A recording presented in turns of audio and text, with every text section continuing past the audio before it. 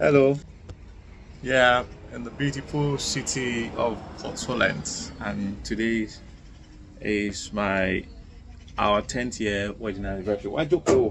Yeah, it's our 10th year wedding anniversary, and we're so glad to God for all the great things He's done in our lives.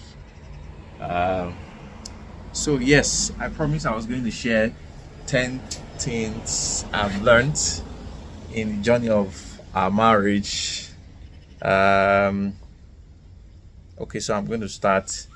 I actually noted them down, and I'm going to also give a bonus to my points. So I've got 11 nuggets actually.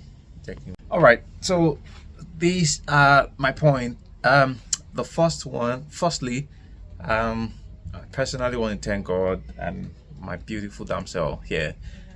It's been an amazing journey, and at the same time, um, a daunting one.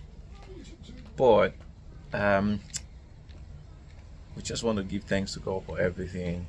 And let me just start and go straight to the point. The first point I've got here is that two shall become one. Once you get married, I think a lot of us that we lived our lives as a single person, um, we usually struggle with that at first. So when you get married, it requires a lot of intentionality and mental shift to accept that statement that two shall become one. You are no longer a single person, and then you have to be accountable to your spouse. You cannot decide, oh, I want to go clubbing, I want to go outside to anywhere, and do I need to tell her? Do I need to tell him? For the fact that you decided to commit yourself to that union where the Bible said that two shall become one, it is important as a married person, because you need to understand that fact now that, oh, I'm a married person and two shall become one. So you have to learn to be accountable to your spouse. You want to go out, you want to do anything.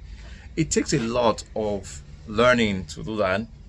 But if you understand this, it helps you to understand that it's part of things that will make your marriage work.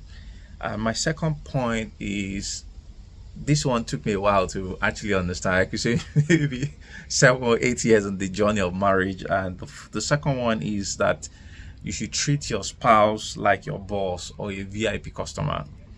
As a business analyst now, that I quite understand. Well, I've been doing that a lot before, but I just didn't put a definition to it, or maybe a theoretical understanding that in business analysis you say that you stakeholders management is a very core skill of a business analyst or a product owner, and learning that, to understand that you treat your stakeholders as important as the president of the nation.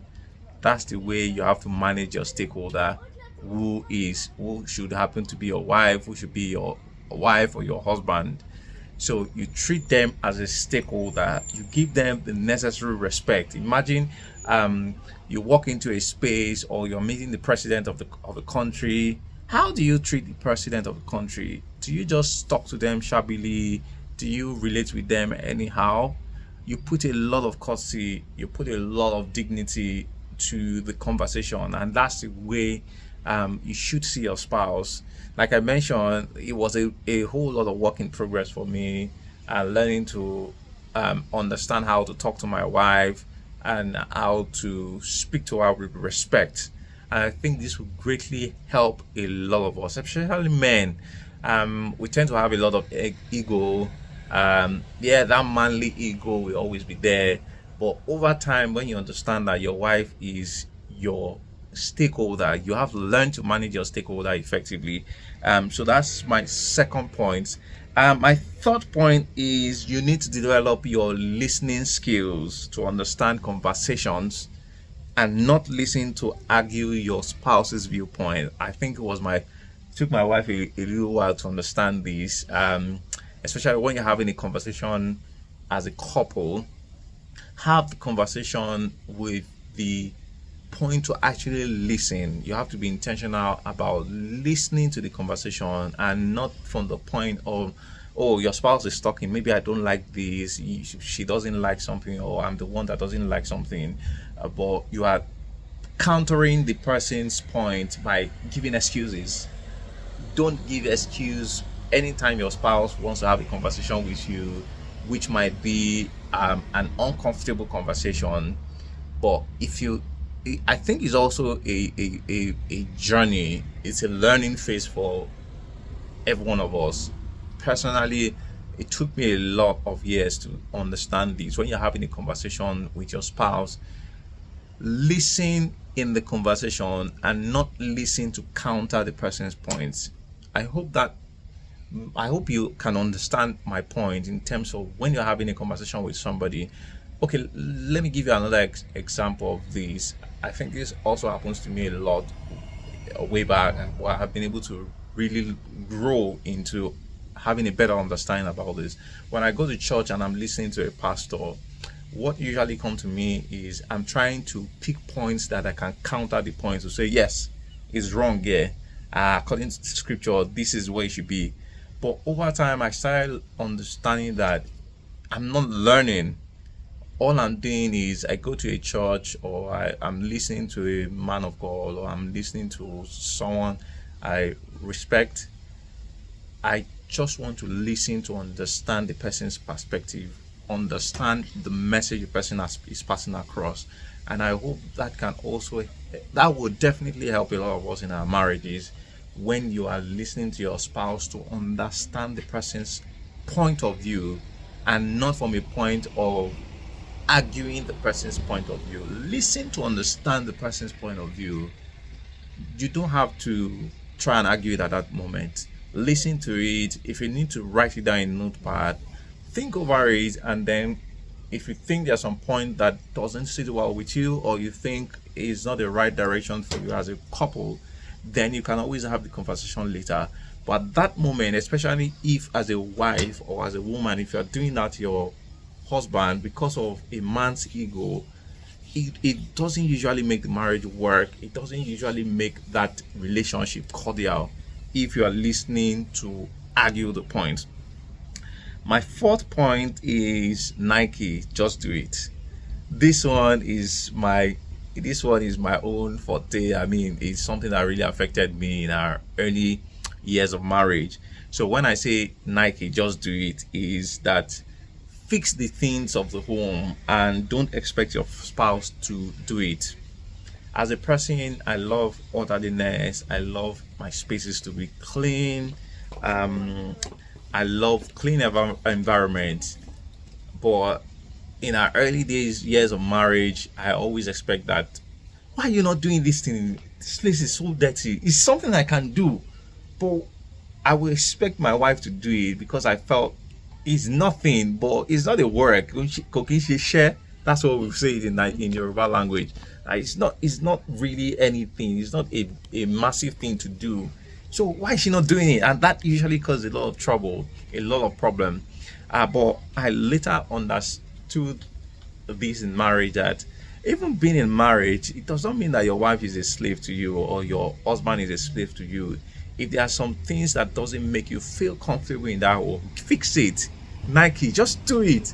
So lately, I do a lot of cleaning at home. I clean the room, clean the areas, the ones I thought, I'm tired. Recently, we just decided to buy a robot vacuum cleaner that just cleans the house. All I just need to do on my mobile phone is just click start, and the robot is going to start cleaning. Once it's done, it rolls back to the dock. That's amazing.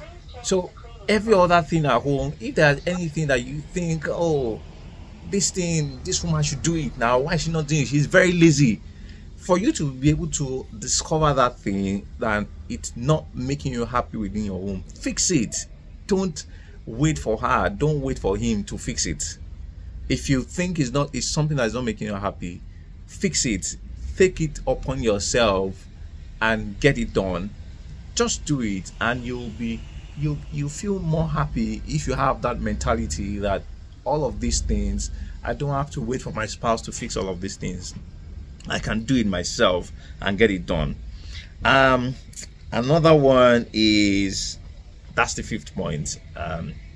When a situation arises that you admire someone else who has got a banging body, I'm intentionally putting that, or look, what do you do at that moment? I'm sure a lot of you will be like, I want to hear what I was going to say. And I'm sure that this also happens to a whole lot of us, that even it's not only to a man, it also happens to a woman, that you see a guy that has 6 packs or 10 packs, whatever it is, and you just like the person's look. That also happens to a lot of us. And you know what I usually do when I find myself in a situation like this? I think 4 years ago or 5 years ago in our marriage, I was traveling to Abuja. I didn't fly, I went by road, and I met a lady in the bus. We had a stopover, and then we just got talking because she was seated right beside me. We just got talking, and she was like, "Oh, that's a wedding band on your finger." I said, "Yes, I'm married." She was like, "Wow, I look so young." Excuse me. So I told her at my age, and we just got talking, and then from there I found out that she was actually going to Abuja to fly to India, and so we just got talking in the bus. It was just a free talk, nothing that has to do with, it was just a platonic conversation anyways.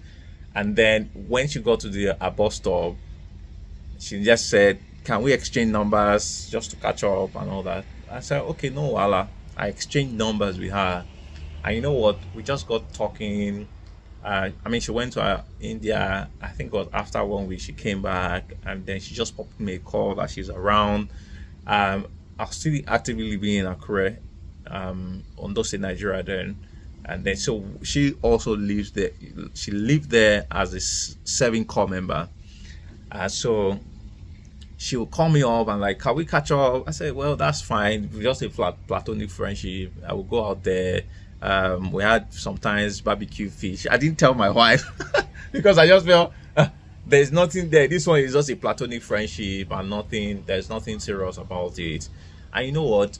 She calls me, we talk and all of that.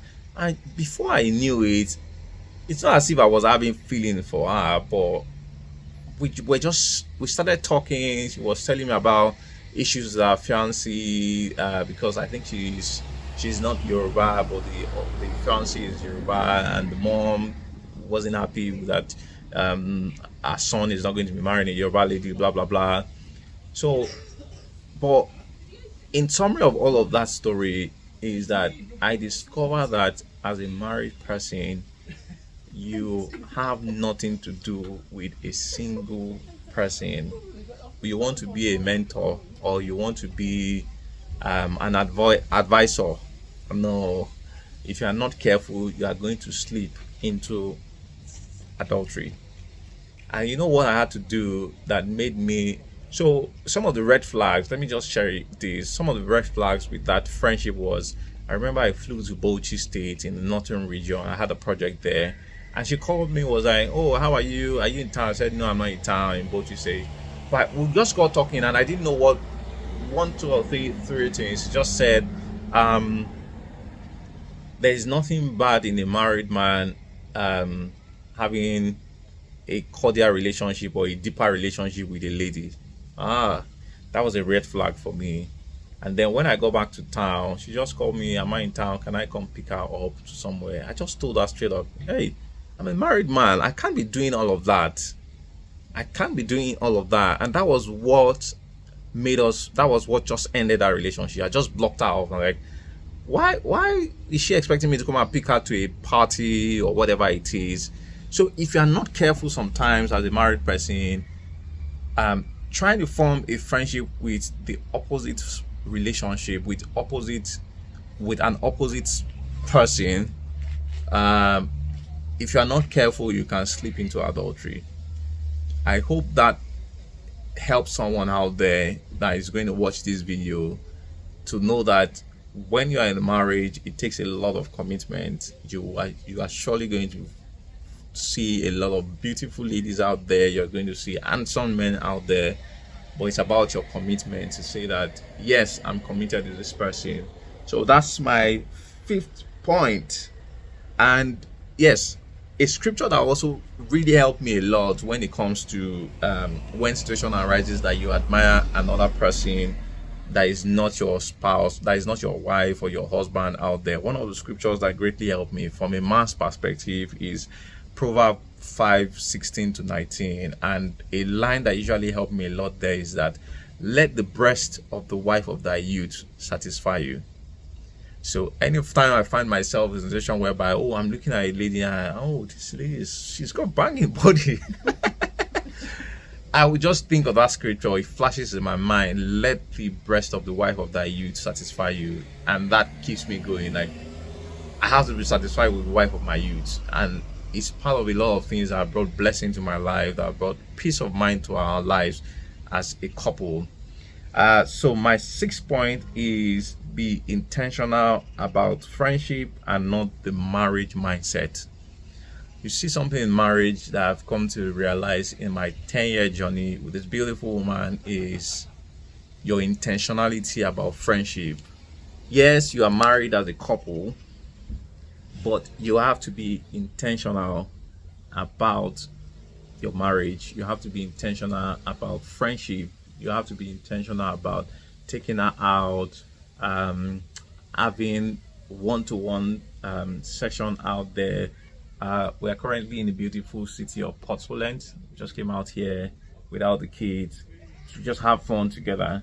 Be intentional about your friendship. When you were still checking your wife, your girlfriend, then what were you things you were doing? You were taking her out, right?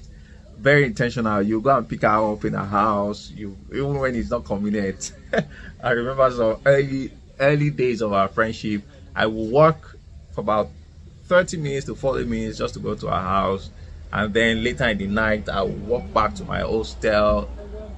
So ask yourself, well, a lot of us are married now, can I still do that if this wife is living somewhere far apart from me?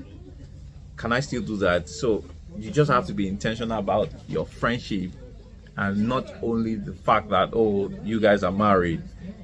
You have to be very intentional about your friendship. The other one is number seven point is travel out and get exposed together.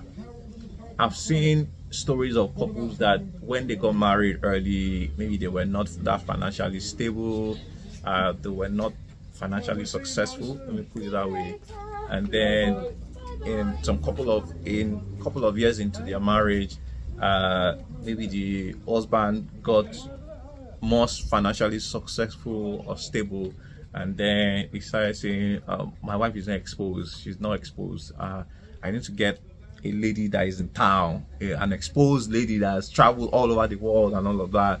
And then you prefer to travel all over the world and leave your wife at home, taking care of the kids and all that. That is not going to help your marriage.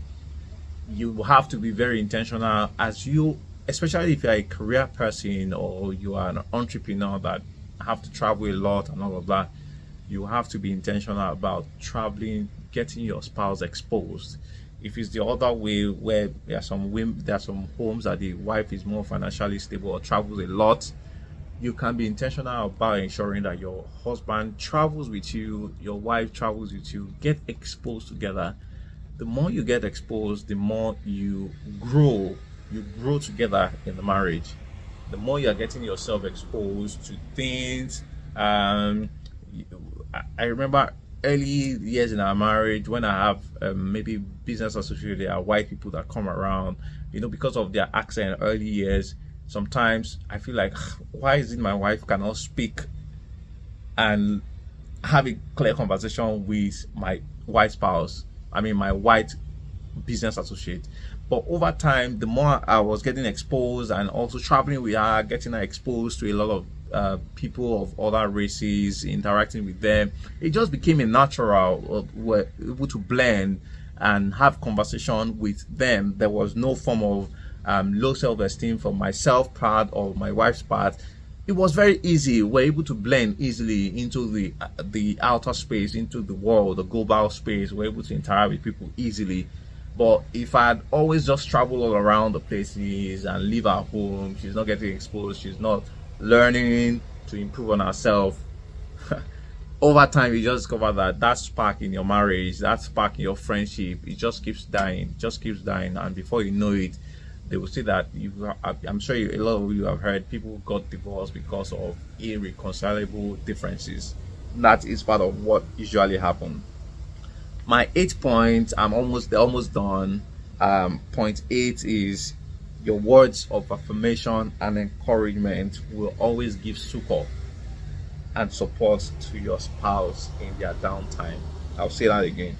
Your words of affirmation and encouragement will always give succor and support to your spouse in their downtime. And I used to say this a lot, that it is not normal for things to be normal all the time. It is not normal for things to be normal all the time. There are situations where your spouse will be down, where you guys are just not happy. It happens like that. The words you use at that moment goes a long way in keeping yourselves together. Because you are angry at that moment, or you are not in a good mood, your wife is asking you a question. This happened a lot to us in our early days of marriage. When I'm not happy and my wife is asking me a question, I mean, I could have said, I think I've said before that, stop asking me stupid questions, things like that. But over time, when you understand that your words actually give succor to your spouse, as a woman, as a man, try as much as possible, if you're in your down moment, try as much as possible to select your words in speaking to your spouse. It goes a long way to support them. If your spouse comes home and he or she is complaining about something, it's not that time that you start castigating him or her. Most often I told you, you're the one that said you want to go and do it, you want to do it this way. That sometimes adds more to your spouse's problem at that moment. But at that moment, even when you think your spouse is wrong, try and give your spouse the support that they need with your words of affirmation. Yes, part of the words of affirmation I learned over time is, oh, you're going out to a party with your wife or your husband, learn to use great words of affirmation. The truth is that every man on earth, every human on earth, part of our love language is words of affirmation. You can wear a shoe that you think is not good, it doesn't look good on you, but if your spouse can tell you, wow, that shoe is really nice. You know, there are some things that you wear that you don't feel comfortable wearing them, but when someone tells you, wow, that's a lovely wristwatch there, that's a nice shirt you got on there, oh, your shoe is really nice, that sometimes opens you. It's like a light. It just changes your mindset about that stuff that you're wearing, and you just tend to like it at that moment. So that goes a long way in helping your spouse. It's part of what helps in your friendship, not only being in the marriage, but using words of succor, words of affirmation to chastise your spouse, to make them happy about how they look. Appreciate them. You are looking great today. I love you, my wife, I love you, my husband. I have one woman, I used to call out my woman leader. If she's going to watch this video, Sister Funto, she can heal you. So if she can heal someone like that, I imagine how she heals her husband too. I mean, when she eulogizes you, I remember, I mean, that's why in some of these movies, when they say "Oki Olowo Re," that thing is a powerful for lack of better word now, it's a powerful attitude to make your spouse happy, to make them elated when you use great words of affirmation to them. My 9th point is have one voice when kids come to you to ask for something. You can confirm if the child has already asked your spouse before deciding. Yes, this is part of what we learned in, I think, maybe 8 years or 9 years into our marriage. And we discovered that, which is normal with kids, sometimes when they need something, they will go to mommy. Mom will say no, then they will go to daddy. But daddy will not know that, he or she, the child has actually gone to meet mommy for that thing. and me, maybe because of my soft heart, or sometimes it could be mommy's soft heart that they would play to, she would just say yes, and that sometimes usually cause a lot of issues. So for some of us that we've got kids in a picture of things, when your child comes to meet you for something, try and have a conversation to make sure that, oh, have you had a conversation with mommy? Have you asked this from mommy? Have you asked this from daddy? And make sure that if you are going to scold a child, maybe with your words, make sure that your spouse is also supporting you. You wouldn't, especially, I think I'm saying this to a lot of our women out there. Try not to make your husband look like a monster to your children, because I think it's the men that usually tend to discipline the child a lot more. I know women also tend to discipline the child a lot more, but children tend to give some level of respect and some level of fear to the husband, to the man of the house. And so if you are the woman that when your husband chastises or try to correct the children, and then you are trying to protect them from the man, stop shouting at them, stop doing that. If you are doing that in front of the children, it's really going to affect your marriage. So one thing you should learn to do is, when something like that, even if you don't like the way maybe your wife has spoken to the children, to the kids, or whether it's the man, the way your husband has just spoken to the kids, you don't try to correct your spouse in front of the children. You can have that conversation in the other room, in your personal space where the kids are not there. Or let him or her know, oh, I didn't like the way you addressed the kids the other time. Can we do it better than that? Let's learn to also respect these kids. That will go a long way to help your marriage to stay strong. The other point is finances. Finances is it's something that causes a lot of crisis in homes. Finances, maybe they always say that a woman's money is her money, but the man's money is their money. But I think one thing that greatly helped us is having a joint account, especially for a lot of us that are watching, that's going to watching this video. Maybe you are not, even if you are living in Nigeria anyways, I think this applies everywhere all over the world. You can have a joint account where you can put some funds. If you don't want to have a joint account where both salaries are going to that joint account, you can have a joint account for your groceries, for your home expenses for the month. I think that really helped us a lot. So in a month, we live in the UK, we live in England precisely. The month we pull a fund together into a joint account.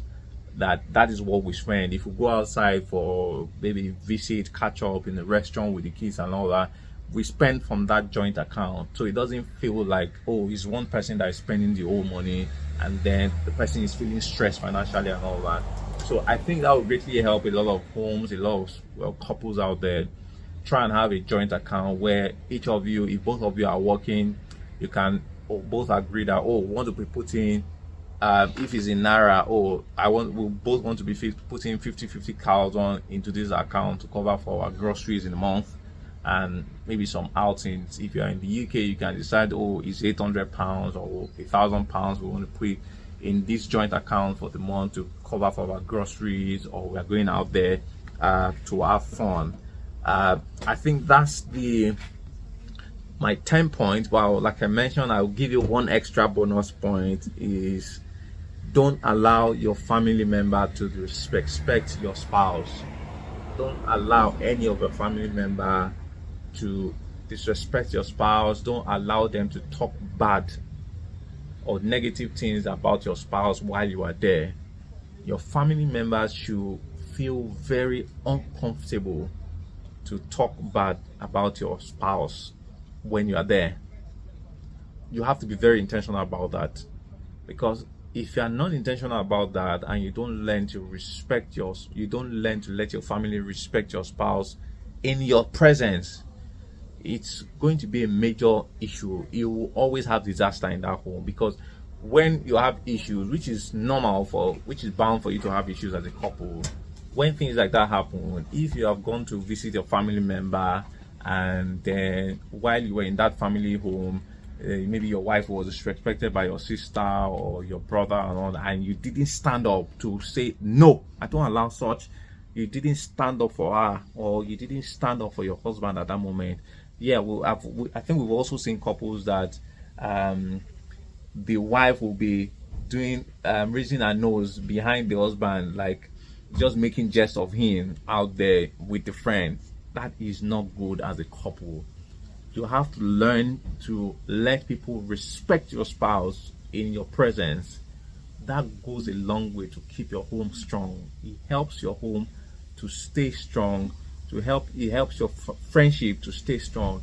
When your family members know that you can't allow them to disrespect your husband or your wife, they will never go near that line. They should never cross that line that you allow your family members to disrespect your spouse. I hope this helps a lot of us that watch this video. If you've got question, I'm not a YouTuber. I just felt I should share this.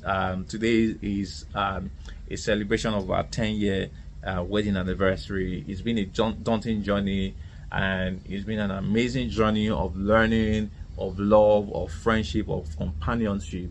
And I hope and pray for as many people that watch this video. Maybe you're struggling in your marriage, you're struggling in your home, that the Lord will help you to fix it, to get things done, and you guys will be back in great love, in great union and peace and unity.